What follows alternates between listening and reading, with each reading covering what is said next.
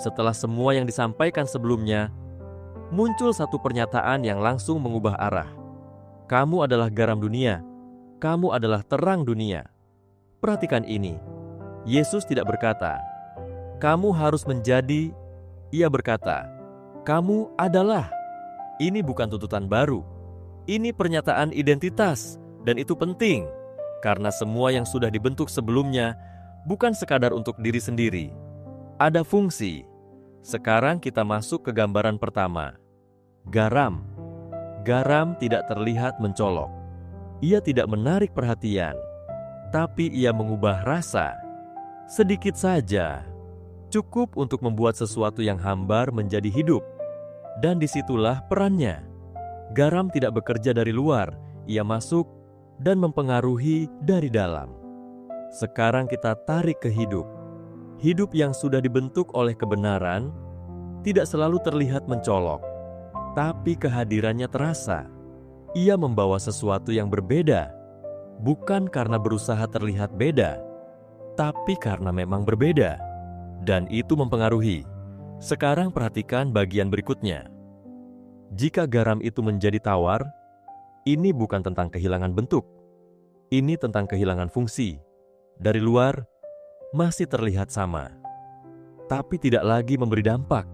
Dan disitulah peringatannya, bahwa identitas tanpa fungsi kehilangan makna, karena identitas tidak pernah diberikan untuk disimpan, tapi untuk dinyatakan. Jika ia berhenti pada pengakuan, maka ia menjadi konsep. Tapi ketika ia berjalan dalam fungsi, ia menjadi hidup.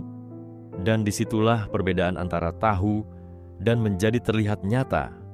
Sekarang kita beralih ke gambaran kedua, terang. Berbeda dengan garam, terang tidak tersembunyi. Ia terlihat, ia menerangi.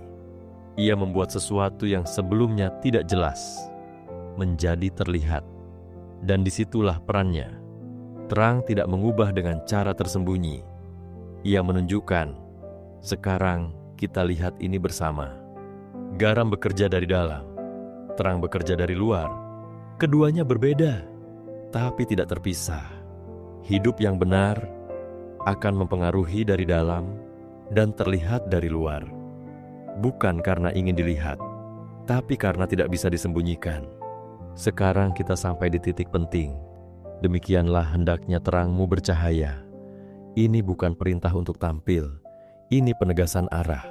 Bahwa hidup yang sudah ditata akan terlihat. Dan ketika terlihat, bukan kita yang menjadi pusat, tapi sesuatu yang lebih besar dari kita. Supaya mereka melihat perbuatanmu yang baik dan memuliakan Bapamu. Dan disitulah semuanya terhubung. Bukan tentang menjadi orang baik di mata orang lain. Bukan tentang membangun citra, tapi tentang hidup yang menunjuk ke sumbernya. Sekarang kita kembali ke diri kita. Kalau semua ini benar, maka hidup tidak lagi berhenti pada apa yang kita alami. Ia selalu berdampak. Pertanyaannya bukan lagi, apakah saya berubah, tapi apa yang berubah karena saya ada di sana? Karena disitulah fungsi mulai terlihat, bukan lewat kata, tapi lewat kehadiran.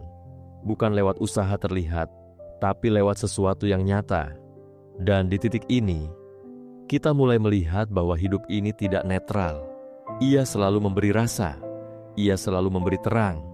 Pertanyaannya hanya satu, arah mana yang kita bawa?